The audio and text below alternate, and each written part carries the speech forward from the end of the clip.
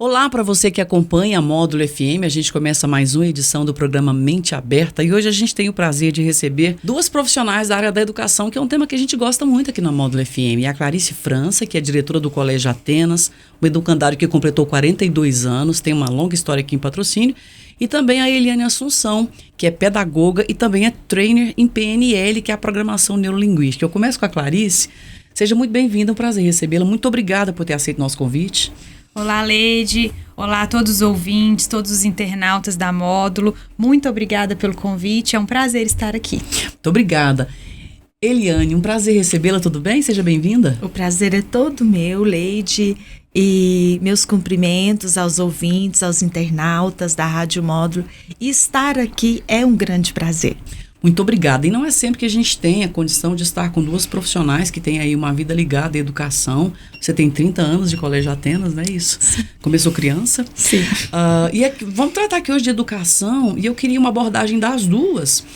Fiquem à vontade para trocar, para falar, quem começa falando sobre a questão, os aspectos que envolvem a educação. Humanização, os desafios, escolha de carreira, que eu acho que é uma questão que angustia muitos jovens. Então, eu queria que vocês duas falassem sobre essa abordagem para a gente dar aqui a amplitude da nossa conversa. Sim, é importante, quando a gente vem falar de educação, pensarmos no momento histórico que nós estamos vivendo. A educação, ela precisa acompanhar o que está acontecendo na sociedade, que transformações estão acontecendo e quem é o cidadão, o ser humano, a pessoa que nós vamos preparar para essa sociedade que nós temos aí. E existem, sim, valores essenciais a essa formação. E a educação precisa estar atenta a isto. Em todos os segmentos do desenvolvimento humano, a educação precisa ter um olhar especial para cada um. Clarice, você é uma mulher jovem, né? Tem filhos, é mãe. Essa questão da educação para você, como é que você encara? Porque eu sei que você é filha, né, de professor, tem uma vida, uma história ligada à educação, mas agora dirigir uma escola e ajudar a formar novas pessoas. Fala desse desafio. Eu sou completamente apaixonada pela educação. Eu acredito muito na educação. Eu acredito que se nós quisermos realmente fazer uma mudança na sociedade, no mundo em que vivemos, é através da educação. Então, nós sempre demos muito valor a isso. Eu tive um grande exemplo em casa, que é o meu pai, né, o professor Ivan, que fundou o Colégio Atenas, que também é um entusiasta da educação. E nós damos muito valor a isso. Na escola, nós trabalhamos com todas as faixas etárias. Nós recebemos os alunos a partir de 1 aninho. E aí eles passam pela escola, no ensino, na educação infantil, no ensino fundamental, chegam até o médio com 18 anos. Então, nós realmente temos que estar preparados para lidar com todas essas mudanças, né? Eles chegam bebês ainda com 1 ano, passam pela fase de ser criança, depois a pré-adolescência, adolescência, e saem aí para já ingressar na universidade, no mercado de trabalho. E realmente, como a Eliane disse, são muitas mudanças. O aluno de hoje já não é o aluno do ano passado, muito menos igual ao aluno de 4 anos atrás, antes da pandemia. Então, a escola realmente precisa estar preparada. Eliane, fala um pouco pra gente, assim, se fosse para fazer uma linha do tempo da educação, você que é uma vocacionada para a área, a gente percebe na sua fala, na sua conduta, a tranquilidade que você demonstra pra gente. Uma linha do tempo, assim, o que a educação mudou nos últimos 10 anos? Nem vou falar de 20 anos, não, nos últimos 10 anos. Porque a gente tem aí esse período permeado por uma pandemia também. Olha, são muitas mudanças. Realmente, eu amo a educação. Tem 36 anos que eu estou dentro de escola. E o mais importante é que eu sempre trabalhei na escola pública e na rede particular. Então, eu vivenciei o chão da sala de aula, essa experiência de estar em contato com os alunos e saber que os desafios da educação é um barco só. Não existe uma diferença. Nós precisamos enfrentar esses desafios. E nos últimos anos, eu sou da época do giz, do quadro negro, e de escrever no quadro com o giz. E hoje a gente tem uma escola com lousa digital em todas as salas de aula. Eu acho que eu fui a última a aprender na escola a lidar com a lousa, mas tive que enfrentar esse desafio. Do mimeógrafo, a gente era o mimeógrafo, depois veio o Xerox com muitas reduções, porque era um recurso caro. E hoje nós temos acesso aí a entrar para a sala de aula, abrir um vídeo que a gente programou e enriquecer a aula com o vídeo. As crianças têm a oportunidade de interagir com a lousa digital, de trazer as experiências deles e nos ensinar. Eu falo com as crianças, mas eu não conheço isso. Não, dona Eliane, é assim, assim. E eles explicam aquilo, assim, é muito diferente a mudança da tecnologia dentro da sala de aula. Isso falando em termos de materiais, em termos de recursos que a escola oferece. Agora, o aluno, quem que é o aluno desses últimos 10 anos? É um aluno diferente. É um aluno com muitas informações. E que a escola tem que pegar essas informações, acolher esse aluno e ajudar ele a construir conhecimento. Porque informações não é conhecimento construído. E, às vezes, a própria educação, os próprios profissionais ainda confundem. O que é essa amplidão de informações que as crianças e os jovens hoje têm acesso? E o que eles têm de conhecimento com relação a isso?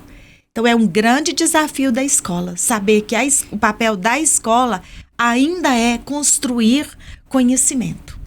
Eu me lembro uma vez que eu estava numa mesa redonda e tive a honra de participar com o professor Ivan, e ele falou uma frase que eu nunca me esqueci. Ele disse assim que hoje há muita informação para pouca formação. E até se referindo à questão de idade. Às vezes jovem e tem muita informação. Então, Clarice, como é que vocês equacionam isso do ponto de vista direcional da escola? Porque tem que qualificar também os professores, tem que trazer a família, mas também tem que colocar o limite para a família, porque a escola tem um papel, a família tem outro. Como é que você trabalha todas essas questões? Hoje a educação, ela envolve o aluno, envolve a família, envolve o professor. E hoje nós não falamos somente naquele professor que chega e despeja um monte de conteúdo, né? Hoje nós falamos em protagonismo do estudante. O aluno como uma parte ativa na construção do conhecimento. Então, nós precisamos saber trabalhar com todas essas informações que o aluno chega e transformar em conhecimento. E, principalmente, fazer o aluno pensar. Quando o aluno tem muita informação, nem sempre ele tem um pensamento crítico para lidar com aquela informação. Então, a escola trabalha muito isso, esse pensamento criativo, pensamento crítico. Muitas pessoas apenas reproduzem ideias, mas a pessoa criativa, a pessoa que é crítica, é uma minoria hoje. E com o desafio da tecnologia, porque a tecnologia ela veio para somar a educação, mas ela também é um desafio.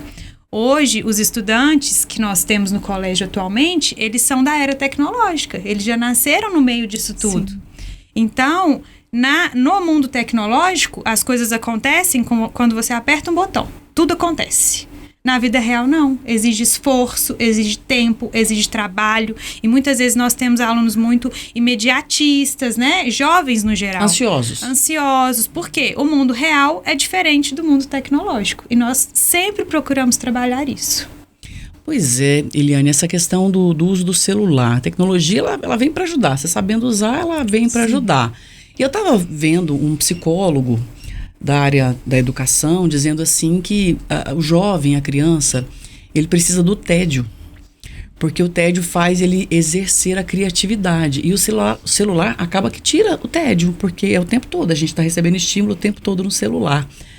Como é que vocês equacionam, assim, como é que é o uso do celular, como é que vocês veem a questão do celular na educação, porque ele pode ajudar muito, mas também pode atrapalhar. Sim.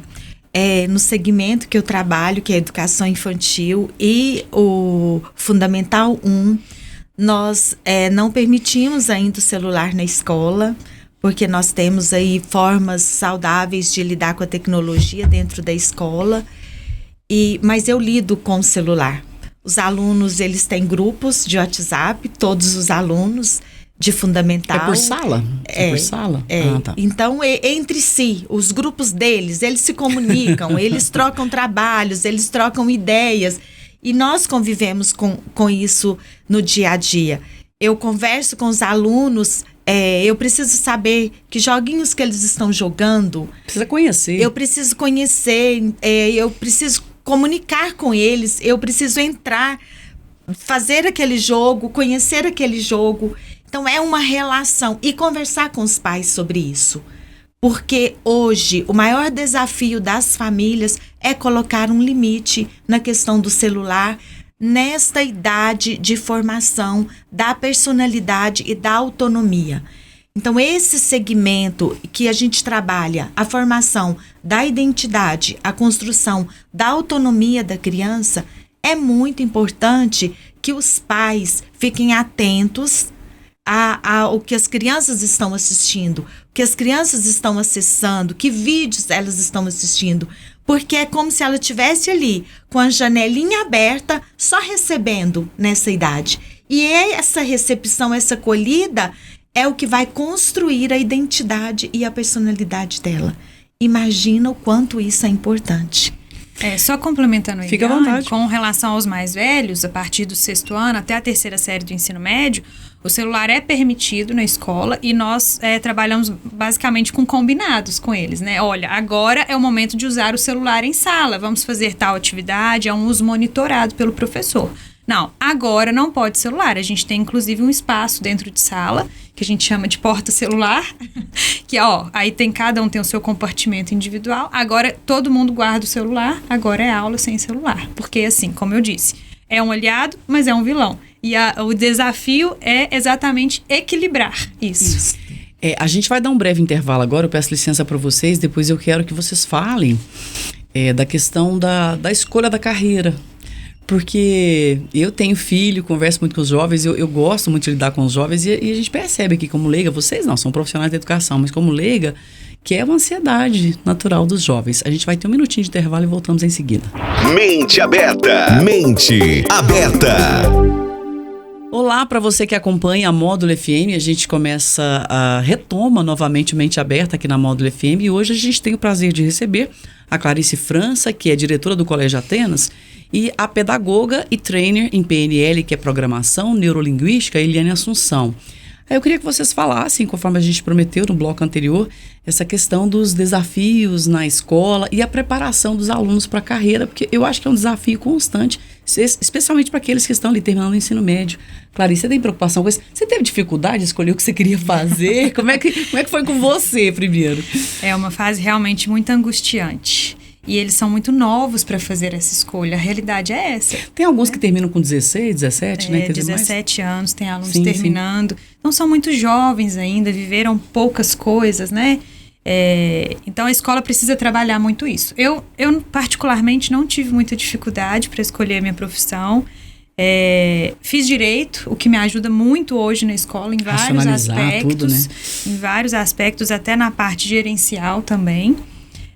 E na escola nós trabalhamos muito isso com os estudantes. Então, desde a 1ª série do ensino médio, nós temos na escola um projeto que chama Projeto Escolhas Profissionais, um leque de oportunidades, que é justamente para tornar esse processo mais leve, mais tranquilo para os estudantes. Então, cada série realiza alguma atividade em determinado período. Nós trazemos profissionais para conversar com os estudantes, psicólogos para orientar nessa escolha. Temos mesas redondas com os profissionais das áreas de interesse dos alunos, então que os alunos podem bater papo, tirar dúvidas, fazer perguntas. Eles perguntam tudo aquilo que eles desejam sobre aquela profissão. Levamos os estudantes a algumas visitas técnicas para eles conhecerem de perto as profissões de interesse. Então, realmente é um momento que gera muita ansiedade na vida do estudante e que a escola dá um amparo muito grande com relação a isso. Eliane, assim, o seu papel atua muito assim nessa questão do relacionamento do aluno e tal. A escolha da profissão, você também tem filhos, né? Como é que é o processo? Você tem o processo como mãe, como profissional, como pessoa da sociedade? O que eu percebo? Hoje nós temos 2 realidades de ansiedade.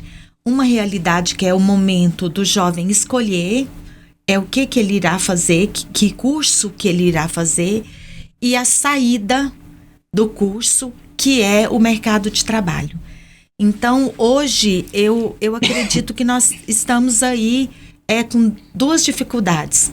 Do jovem que quer entrar e quer acertar, ele precisa acertar dentro dele, há uma cobrança interna muito grande hoje dentro dos jovens, e eu associo isso muito a essa questão tecnológica.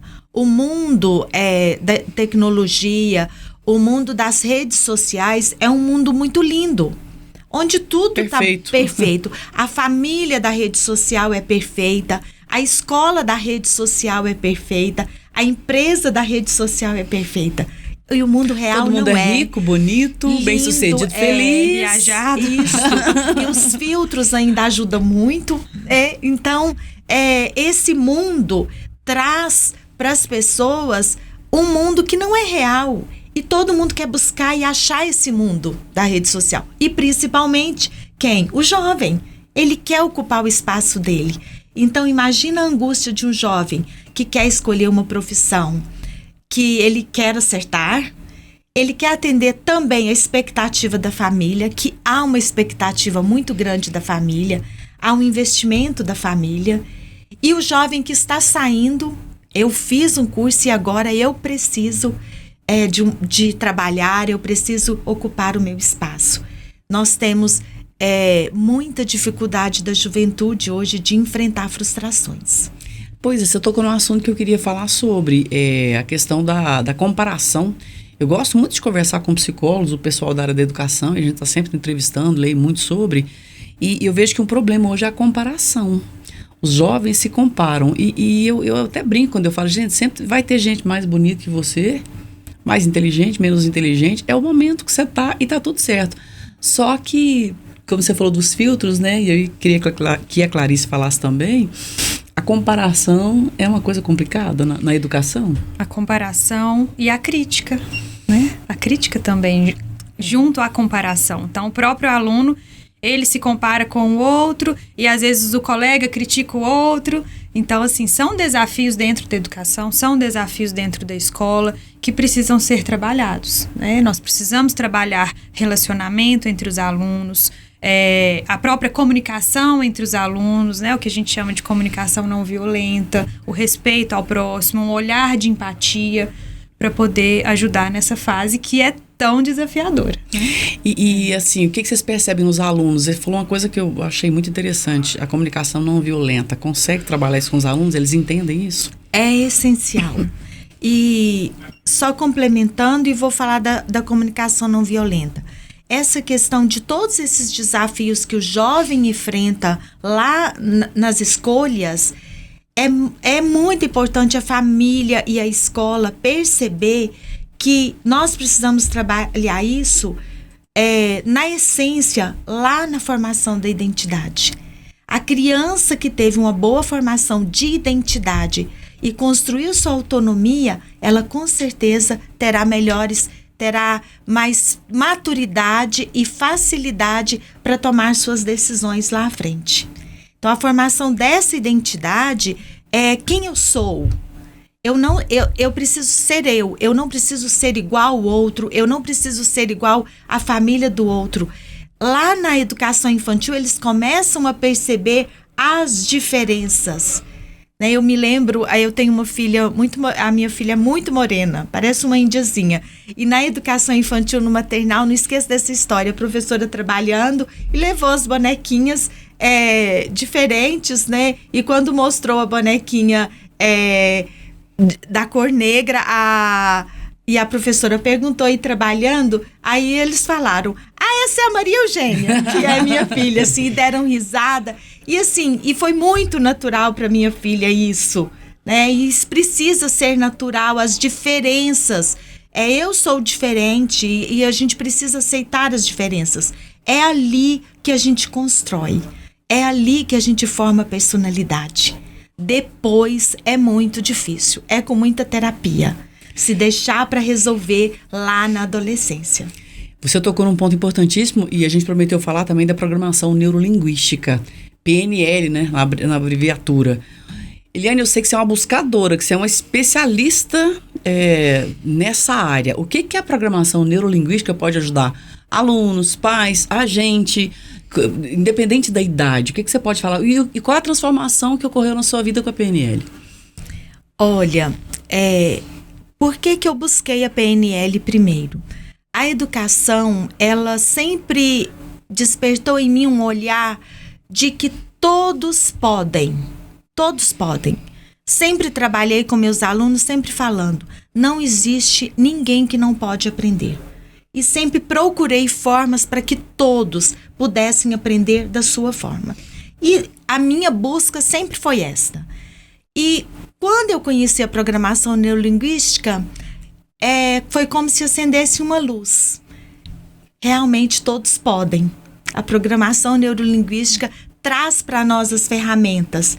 Que ferramentas? Para você entender como que o seu cérebro, qual a integração, qual a relação que existe entre o seu cérebro, a construção dos seus pensamentos, a construção da sua linguagem e o seu corpo. Então, tudo começa no pensamento e vem para a fala e vem para a reação, que é o nosso comportamento. Imagina você entender isso, como você está programado. Como que você pensa? Como que você constrói os seus estados emocionais? Então, tudo eu tenho uma ação, eu tenho uma atitude, ou tem algo que acontece na minha vida e isso é um gatilho para despertar em mim o quê? Um estado emocional. Eu desperto o estado emocional, aí eu preciso conhecer como que ele funciona em mim, que é diferente de como ele funciona em você. Então, eu vivo uma situação, eu vivo essa situação de um jeito. Meu corpo reage, minha emoção reage de um jeito. Você reage diferente, a Clarice reage diferente. Então, quando você conhece você passa assim, olhar o outro, ele é diferente. Eu começo a entender, eu tenho um olhar de acolhida para o outro. E isso transforma a nossa vida. Porque eu começo a ter um olhar mais humanizado, um olhar mais acolhedor, um ouvir mais atento, sem o que a Clarice falou hoje, sem um julgamento, sem uma comparação. Eu ouço o outro numa escuta sagrada, só por ouvir, sem preparar uma resposta. Entra o que você queria que eu comentasse, a comunicação não violenta. Como nós nos comunicarmos sem ser uma comunicação não violenta? Eu me comunicando, aceitando e acolhendo o que o outro está comunicando. Realmente ouvindo, né? Sem o meu julgamento, sem a minha avaliação, sem achar que a verdade é a minha verdade. Eu tenho a minha verdade, você tem a sua verdade, Leide. É muito profundo isso. E qual é a verdade verdadeira? A gente está buscando, né? Nós estamos buscando. É uma busca. Clarice, e o Colégio Atenas vai oferecer aqui em patrocínio, novamente, mais um curso de PNL. Isso. Inclusive, queremos convidar a todos para participarem do curso. É um curso excelente, transformador. Nós trazemos profissionais do INAP, que é o Instituto de Neurolinguística Aplicada do Rio de Janeiro, profissionais excelentes para dar o curso. E o curso ele acontece em 4 módulos. São 4 finais de semana, começando em agosto, no dia 16, Eliane? 21, o último final de semana de agosto. Começando em agosto, outro final de semana em setembro, em outubro e encerra em novembro. E esses fins de semana são combinados entre as turmas para dar para todo mundo fazer tudo certinho, né? Sim, nós já, quando você faz a inscrição, você já tem as datas de todos os módulos para todo mundo se organizar em termos de datas, né, Leide? Isso é muito importante hoje, porque as pessoas precisam se programar. Com certeza. Eu gostaria de ficar conversando com vocês aqui vários outros temas, mas assim, já fica o convite para vocês voltarem. Muito obrigada pela participação aqui no Mente Aberta da Módulo FM. Muito obrigada pelo convite, nós ficamos honrados em estar aqui hoje. Obrigada, Eliane. Muito obrigada a você, Leide, e a toda essa casa que nos recebe sempre com muito carinho. E sempre vai ser um prazer estar aqui com vocês. Não, você vai voltar para falar de PNL aqui, porque assim, essa paixão que você sente, eu quero que você passe mais para os nossos ouvintes internautas, porque se autoconhecer, a chave é para dentro, né? Sim. O caminho é para dentro. É para dentro. Muito bacana. A gente encerra a Mente Aberta hoje conversando com a Clarice França, que é diretora do Colégio Atenas, e a Eliane Assunção, que é pedagoga e trainer em PNL, Programação Neurolinguística. A você, muito obrigada pela audiência, pela sintonia. Até a próxima sexta. Você ouviu na Módulo FM Mente Aberta. Mente Aberta. De volta na próxima sexta-feira. Até lá!